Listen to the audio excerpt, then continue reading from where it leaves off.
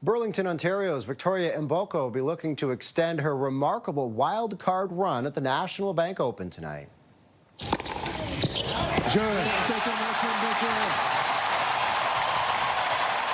18-year-old will play ninth-seeded Elena Rybakina of Kazakhstan in their semifinal match in Montreal. Mboko has defeated 5 higher-ranked opponents en route to the semifinals, including top-seeded Coco Gauff in the 4th round. For more on this, let's bring in Mark Roe, the host of TSN Tennis. Mark, great to see you. What do you make of Victoria's trajectory so far in such a short period of time? Yeah, it's really a meteoric rise, Scott, and it's something that part of me is surprised, is given her age and given the fact that she's been dealing with a lot of injuries in previous seasons going into 2025. But as someone who's been lucky enough to see her play in person just a couple of years ago when she was in juniors, the talent has always been there, and the potential of what she can accomplish in this sport has always been there.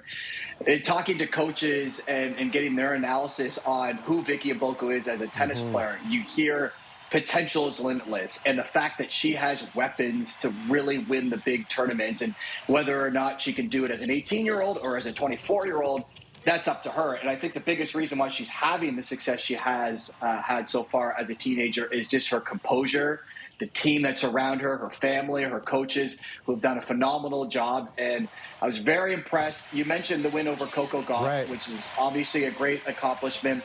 But to win that next match is often the toughest for a young tennis player, and to win that in straight sets was another remarkable achievement. So as you mentioned, Coco Gauff, she's knocked off some big names already. So what's the strategy against Elena Rybakina coming up tonight?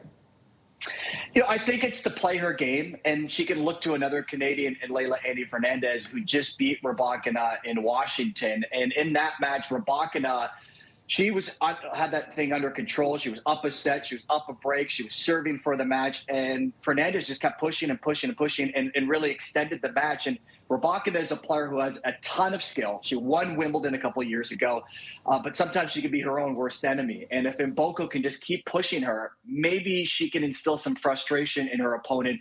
And really, she's got nothing to lose. So she's got that advantage as the underdog who's going to have the crowd behind her. And I think just keep playing your game the way that she's been playing it. And that hasn't seemed to be an issue for her. So I'm excited to see her face another challenge tonight.